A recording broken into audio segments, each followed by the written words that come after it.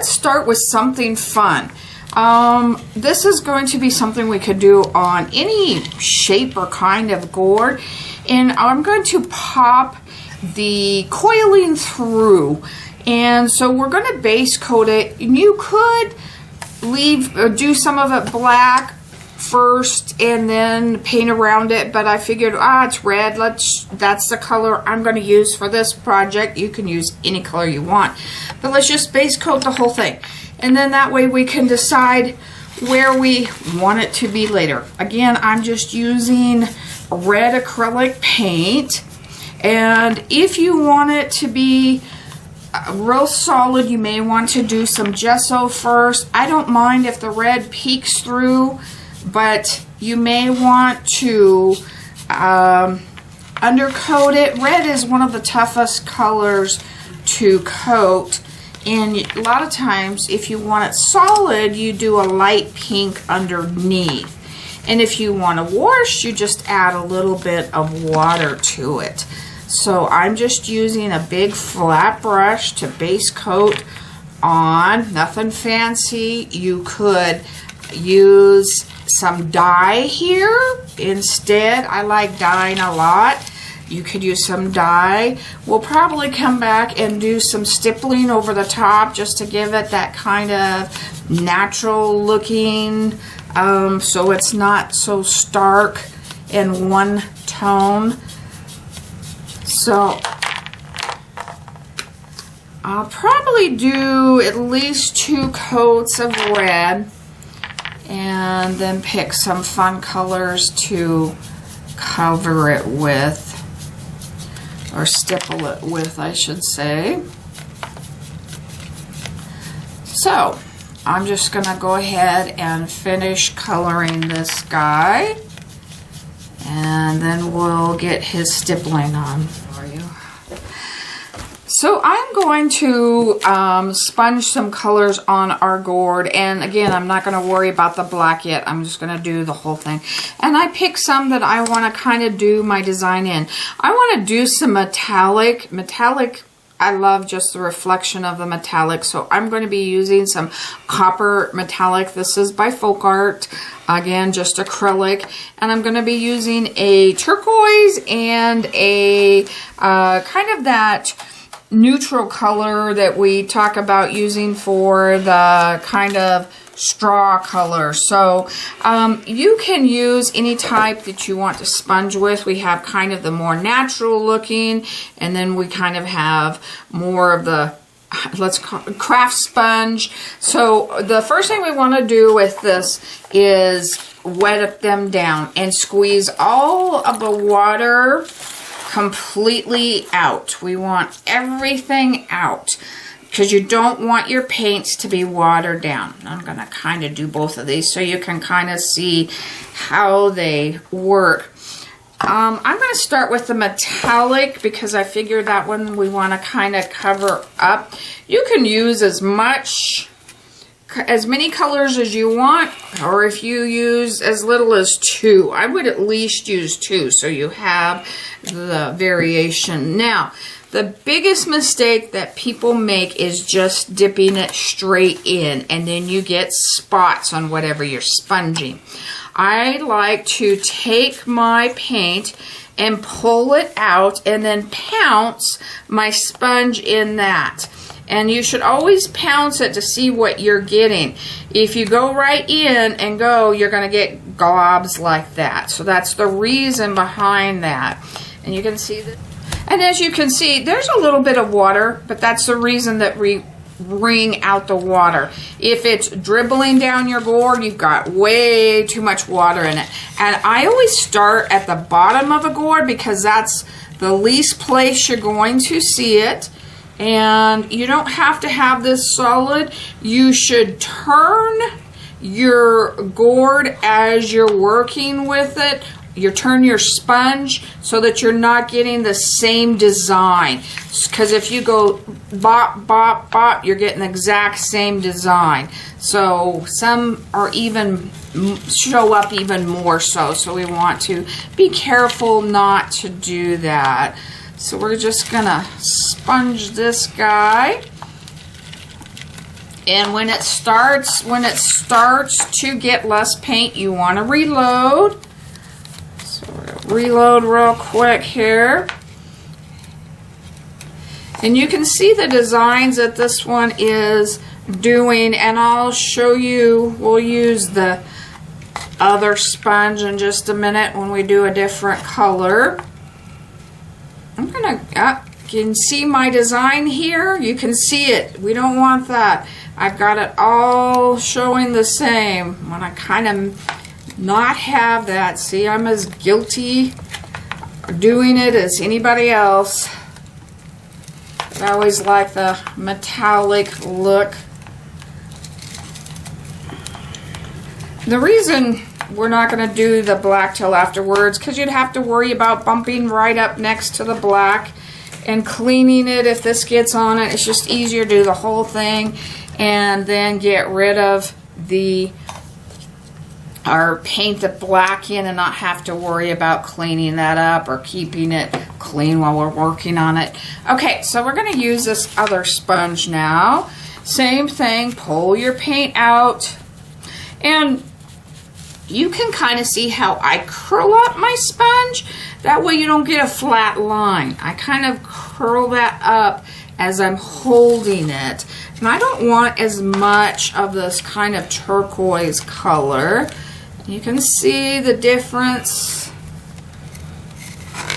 And see, I'm doing this really light. This is not a lot of paint. I'm not pushing that hard.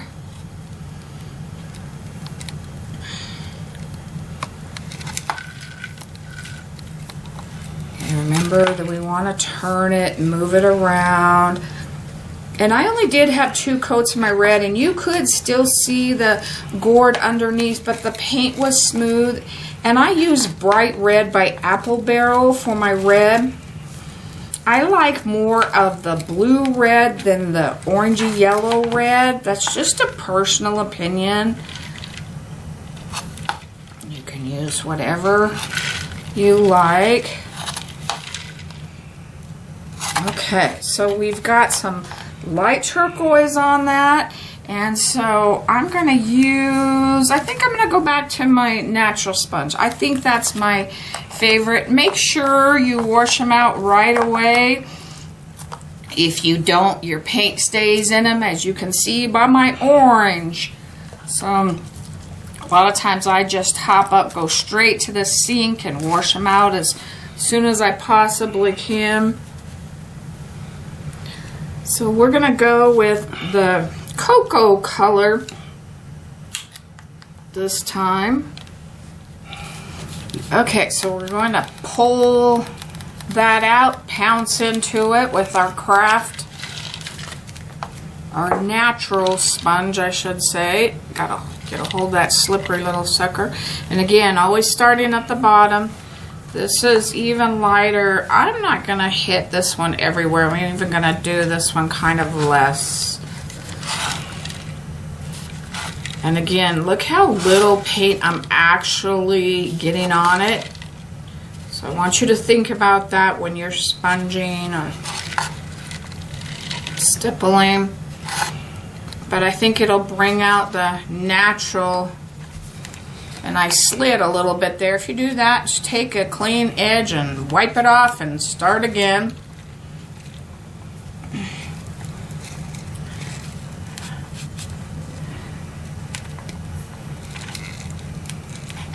Another little one I slid on.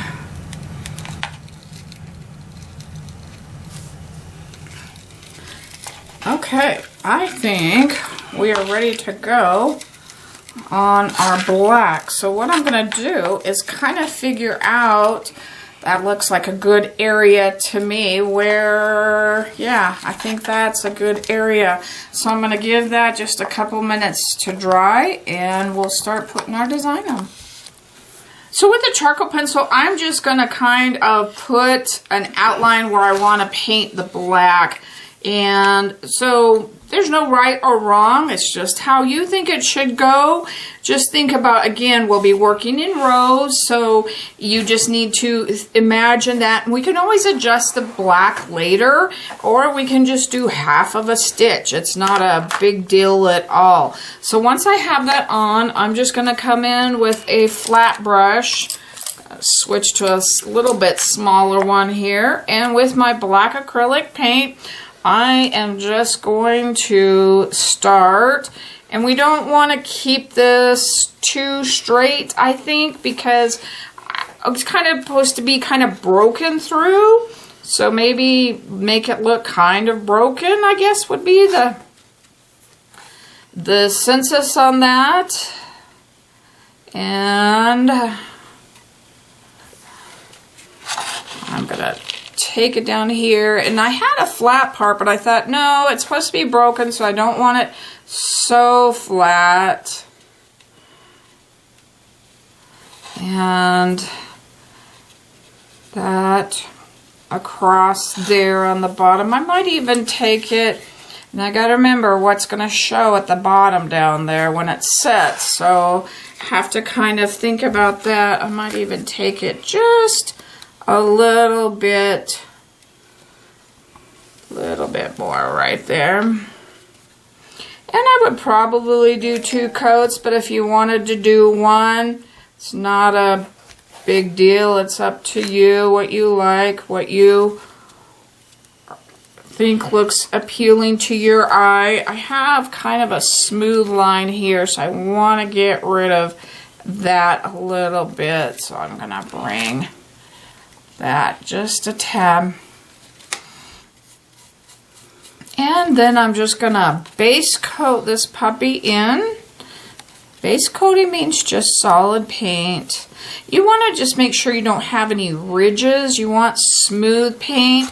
See how I have a ridge there? You always want to make sure that you don't have so much paint that you're getting those ridges. Just come in with your brush and kind of clean that up.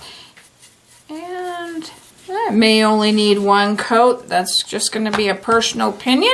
So let's finish that up and we'll start putting our lines on. So we're going to start putting our rows on our black part, and my husband did comment, what's broken? And if I didn't explain that well enough, it's the broken part of the gourd, so I wanted to kind of point that out. The one thing I will tell you is we want to think about what part is, when we're doing our coiling rows, and it wouldn't matter, but to me, I would want them straight up and down with how the gourd sits. And if you wanted to start it in the middle and do it that way, you can do it that way. Or if we want to start at the top, we just want to make sure that we've got it parallel to the bottom of our gourd. So I'm going to do that, and I'm going to put it on my stabilizer here, so hopefully you can see as well, but I do want to make sure that I've got it straight as I'm going down, and I'm just putting it on like we did earlier with my charcoal pencil, all the way down, and make sure you're getting them up against that row. That next row, you don't want to mess it up too bad. And we talked about gourds not being even. You can start to see that right there. We've got a little lump and a bump there, because this is fatter on the top than it is the middle than it is up on top. And we're just going to continue.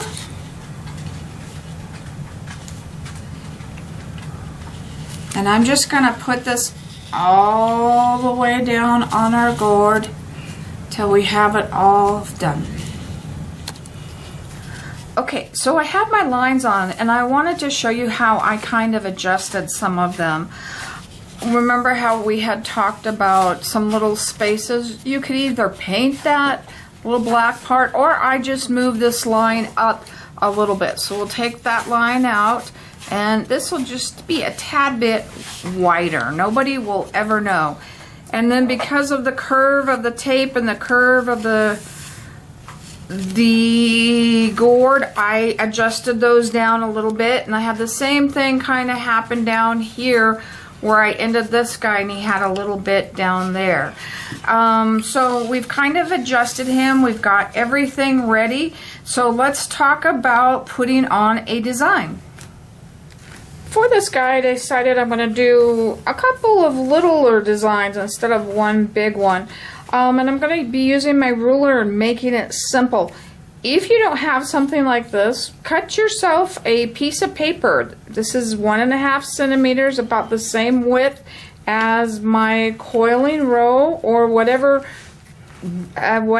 size your coiling roll is. You could use a thicker piece of paper or a piece of plastic and make your own. So I'm just going to go down 3 rows, and that's going to make my middle section and my 2 outside points. And then we're going to go on these outside areas, and actually I got to move that in a little bit because that ruler goes further than the edges here. And we'll take a look at it and make sure it looks even before we decide that's what we're going to use. So we're going to kind of eyeball that. And again, when we're putting strokes on, sometimes it's just as easy to build on the strokes instead of drawing out all your design. And what I mean by that is laying 5 down and then doing 5 in a different color and then on top doing 5. And so you can build it off of that. You don't have to always lay your pattern down. So we've got this shape here, and I'm going to do one over here. I'm going to do it the same way again. So we have those first 3 already out, and I'm just going to eyeball. And you can see again, the gourd is not flat, so you do have to adjust your shapes. So we've got one there, and I'm going to go up here, and I'm going to do one up here. And then we'll decide if we want some kind of hanging in or out or upside down.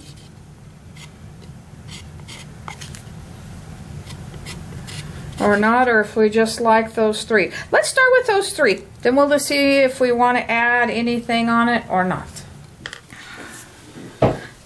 So I've decided our center colors, I'm going to start with flamenco red. You could go with a brighter red if you wanted to. This one is just a nice red that's going to tie our background of our gourd in. And so we're going to start inside that middle square, and if you want to start with the first stroke first and work your way out, you can. I'm going to do them side by side, and then we can adjust from there. So we've got 3, 4, and 5.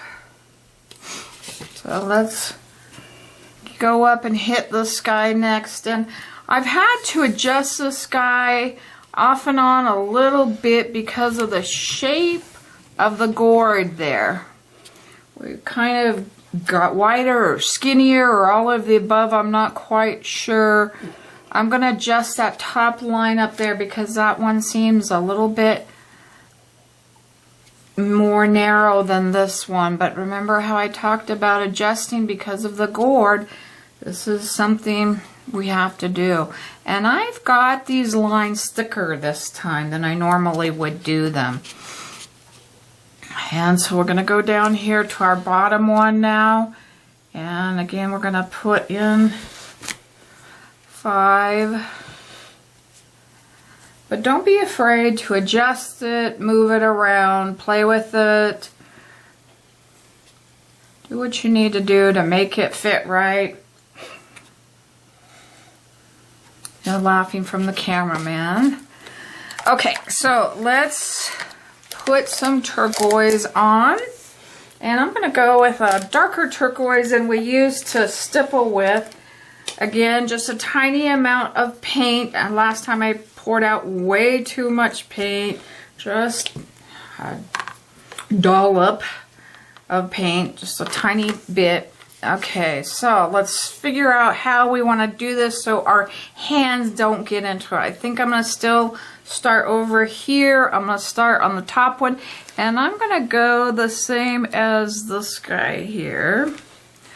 1, 2, 3,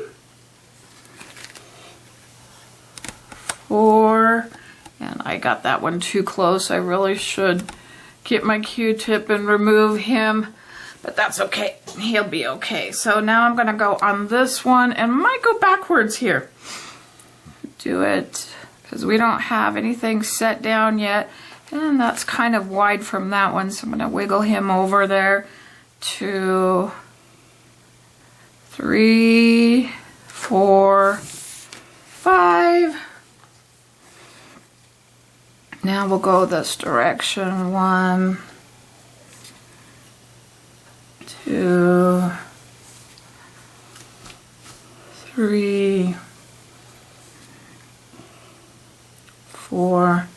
Make sure you're trying to keep those strokes the same size. So we're going to follow these guys here.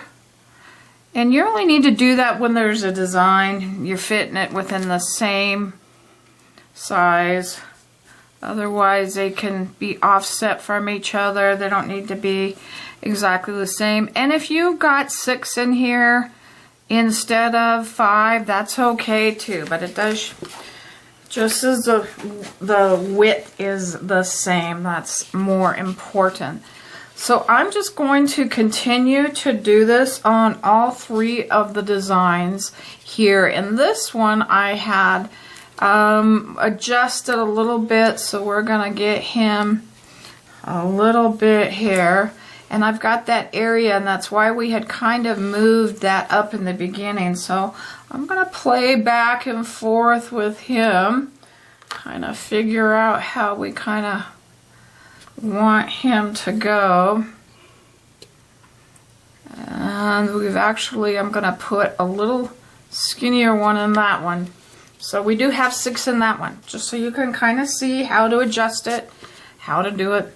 And remember, on this one I'm going to start backwards over here. 1, 2, and I should have left a little more room between those two, but that's okay. 3, 4, 5. I'm going to bring those up just to fit that line just a tad better. And over here. 1, 2, 3, and I might take these red ones here and move them up just a tad. Can you see that? My blue ones are higher than my red ones. So if we want to kind of fix that, let it dry all the way. I don't have them dry enough here. And then just come in and hit them just a little bit on that top area. No big deal. So once those are dry and you adjust them, then just continue on working. I'm going to finish this one up here, and then we'll go down and we'll decide if we want to add any more or not. For this one, we kind of looked at different backgrounds that we want the coiling strokes to be, and we decided to go with something a little bit brighter and different this time instead of our usual. Don't get stuck in my colors, my design. Everybody has something that they're pulled toward too. Being a Southwest girl, you obviously see the native influence, but think about what colors you would like, or if you're giving it a gift, what colors they would like. Don't get stuck in my box. So there's another thing is, if you had a stroke that you didn't like, you could always paint it black and start again if you couldn't have time to remove it with a Q-tip while it's still wet. So, and if you don't like the whole thing, black it out and start all over again. There is no right or wrong to this. So this first one, we've got some strokes that are going to be some different sizes here. I'm going to tone that white down, line down just a bit, and I am going to turn it upside down and pull it towards me. It's easier to pull it towards you than it is away from you. And I'm just going to stop when we get to that edge, or the cracked part of the gourd, as we referred to it as. And again, I'm kind of using that straw yellow, which covers better than a regular bright yellow, and it probably kind of goes with our colors better as well. Again, this one is the King's Gold. I like the King's Gold. I use it a lot. That's through Apple Barrel. And so let's just work our way down now. If you wanted to do that one next to it, in fact I am. So if I have to do a one that's not quite as fat, it's not right next to the design. And then I'm going to come over here and I'm going to work my way out here. Again, that edge, we're just adjusting them height-wise. It doesn't matter.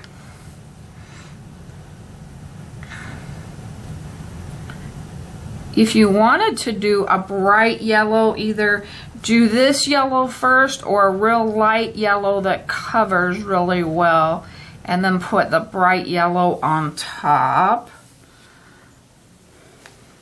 But you can do this in any colors you want. Purple, pinks, reds. Don't, like I said, don't get stuck in my box. Now let's see if we can get that stroke in there.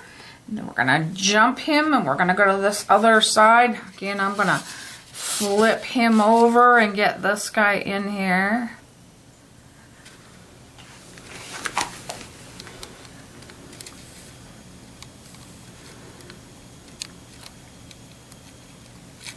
And then while I'm here, I'm just gonna catch this guy as well. See if I can do it without shaking too bad here. Okay, so we've got him in. And again, I'm going to come over here because this is next to the design, and I'm going to put that one in. And you can see this part of the gourd got fatter, so this got a little bit wider. Remember, we're talking about adjusting for how your gourd grows. Too bad they're not perfectly even in every way, but what fun would that be if we were all cookie cutters? None of us were individuals. And I am just going to continue working my way down until I have this all done. Let it dry just a couple of minutes, and then we could even start at the top, floating color on the ones that we've already done, and it wouldn't matter anyway. Now that we have all of our strokes on, we're going to come back and we're going to float that color. And I'll start with the red first, and then we'll put that either a darker red or a brown on top of that red, because it's already kind of dark. Remember, we talked about that. And I'm gonna float one side, flip it over, float the other side,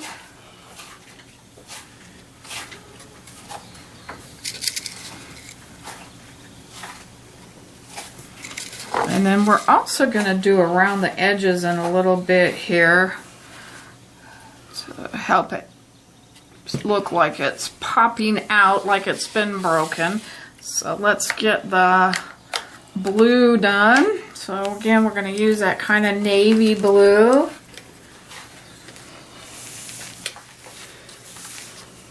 Just a dot. We only need a tiny, tiny, tiny amount. Probably like the almost the littlest amount you can pour out. I'm also still using my floating medium. And then again, we're going to do it on one side. Make sure you're always doing it with your rose. You wouldn't want to do it this way. want to make sure that we're doing that.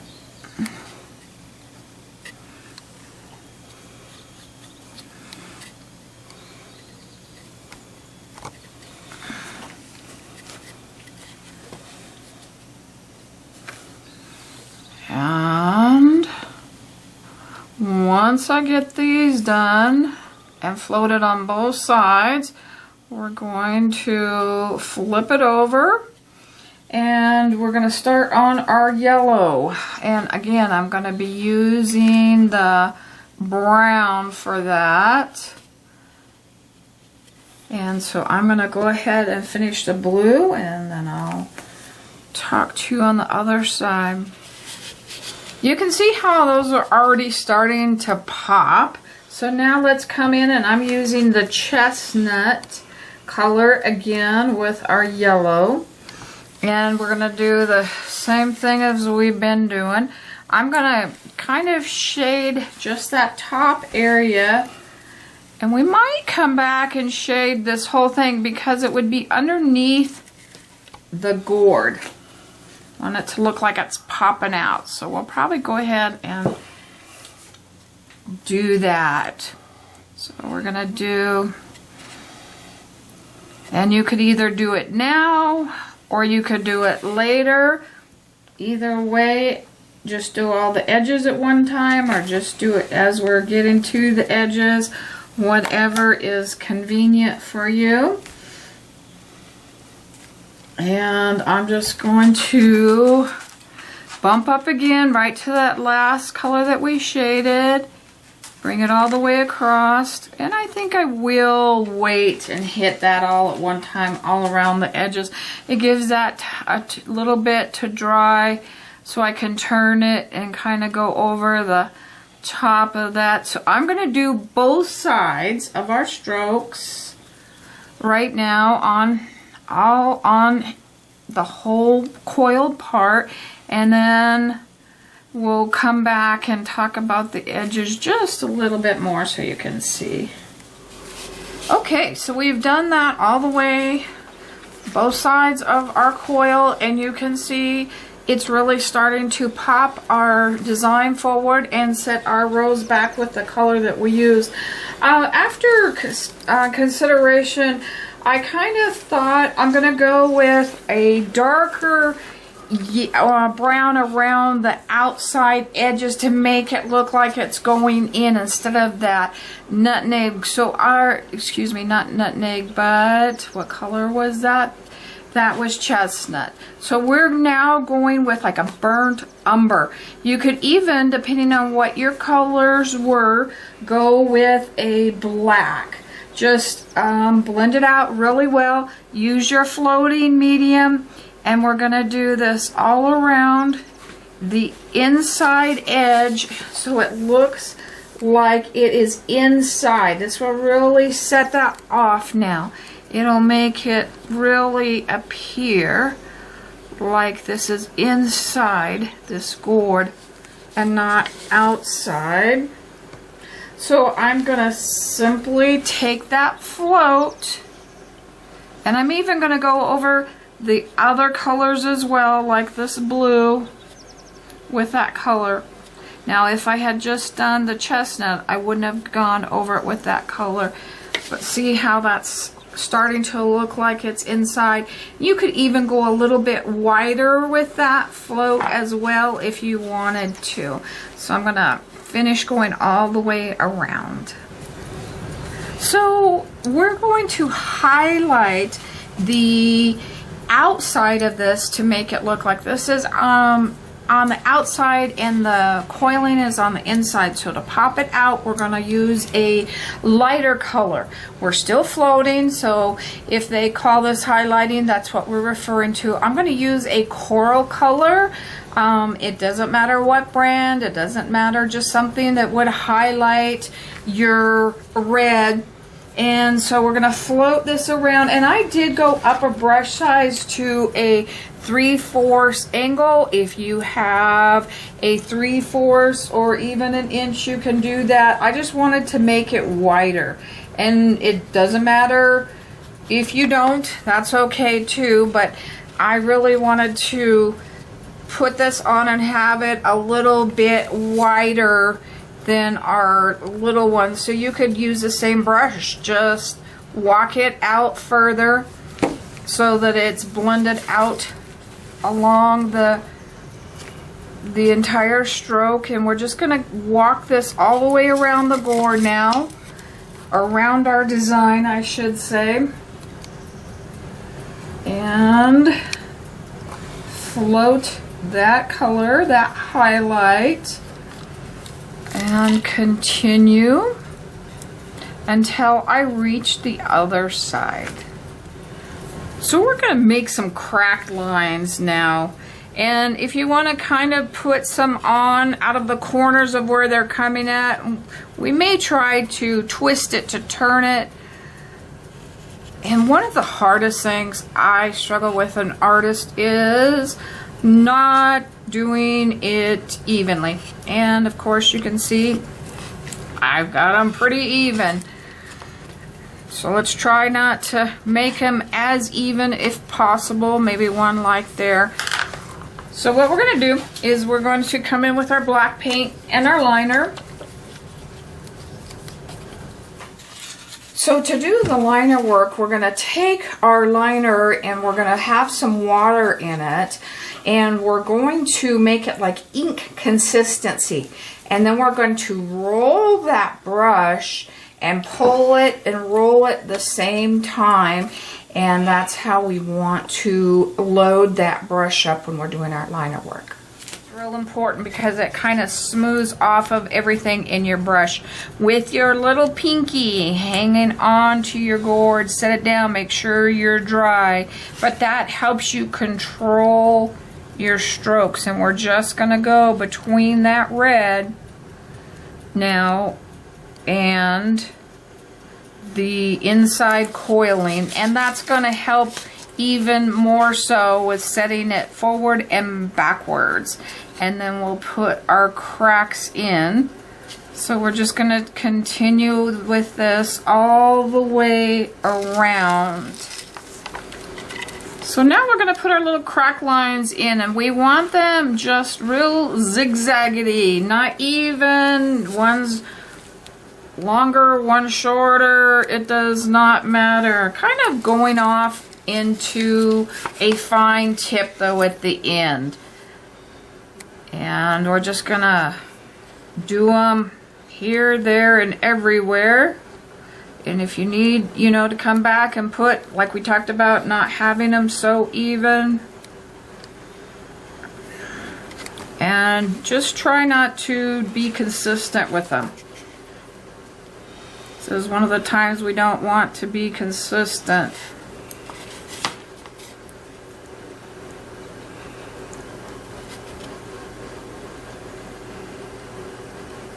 Okay, so now we've got those cracked. We have it's kind of cracked looking. We need to shade it a little bit and highlight it a little bit now along those lines to make it look even a little bit more cracked.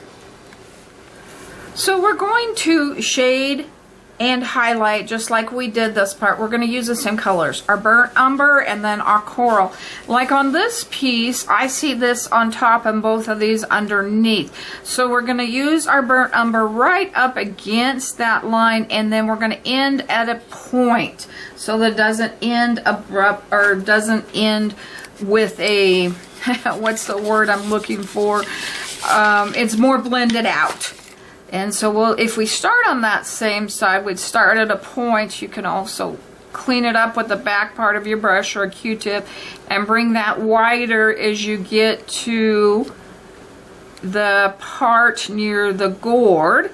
And we just want to kind of do here and there. We don't want them all on the same side. We want them not even at all.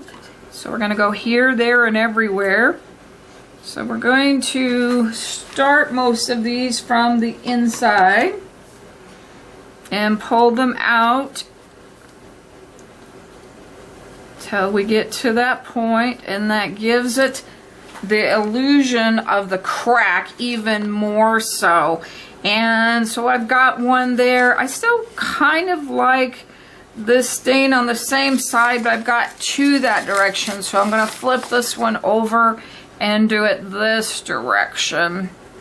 All the way into, and you can bring it into that. So we have that one, and this one right here is the other direction. So this is good to go this way here. So I'm going to finish these all the way around, and then we're going to come back and highlight the other parts. So we have all of these shaded now. So we're going to come back and highlight on the other side that we shaded. And remember, when we talk about shading and highlighting, we're still floating color the exact same way. It's just darker or lighter paint. So we're just gonna, and try not to cover up your line. We want to keep that line, and if we need to retouch it up, we can, or hit it with a Q-tip. But we want to try and keep that line as much as possible. So these are opposite, so that we're trying to start at a point as much as possible. Float that color, that white or that coral highlight all the way down into the coral. And we're just going to again continue all the way around this outside piece. We don't want to pull that into that dark area, just into our coral highlights, and it starts to separate it. Doesn't that really look like it's breaking out? Isn't that cool? Almost reminds me of a dinosaur egg or something for some reason. So on these highlights, instead of doing the white because we're doing so bright and colorful, I'm going to use the light colors again. Kind of pastel, I guess. The yellow, the pink, and the blue on these three. And we'll just continue highlighting them. So I guess I'll start with the red, the inside design like we did last time. And just keep working my way through. Remember, we're going to pull our paint all the way out. You don't have a lot on your brush, just like when you're sponging. You're really, really walking that color out. And then we're going to use our scruffy brush or a stencil brush, and we're just going to lightly at first tap that, and the lighter it gets, the harder you can press it. But we're just going to walk that through, just our red on the pink, and then the blue, and then the yellow. And remember, when you wash these out, this is a dry brush technique. We want to dry that brush really well and then dry it out on our skin. That makes it really, really dry. Your skin is the most absorbent. So we're going to do the blue now. And then the yellow, and I believe that's going to be the end of our project. Unless we see any other things we need to add to it or are missing. This, I had just kind of saved this to the last bit just so we didn't get into it, so I could take it up to the edges.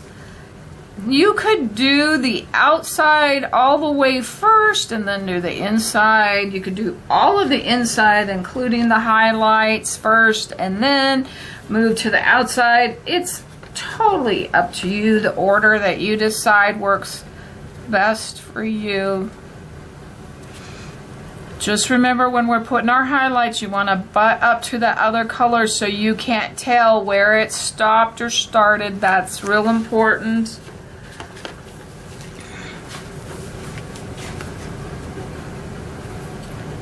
And I am just going to keep going here. Get the blue and the yellow done. We're going to take the yellow all the way up. That might have been one thing that we might have been beneficial by shading. We'll get the yellow done and take a look at that real quick. So I've got all the yellow done, and I just went up to where the shading started and stopped right there. If you did this first, take it all of the way at the edge, and then you just shade completely over the top. But isn't that really cool? You don't have to do it cracked. You could do it like there was a gourd piece cut out and make it nice and even. It doesn't have to be a cracked piece. There's all kinds of ways that you can do this. Don't get stuck in just my thoughts, and make it your own. A lot of things I thought about, yellow, we could put some yellow in here, would be kind of highlight that as well. Also, you could put some white highlights or even some black highlights, stipple them in, sponge them in, just different things like that. I'm going to leave the top of my little gourd on the little stem. I like it. You might not like it. You might want to take yours off, but that is how we kind of do our cracked coiled gourd.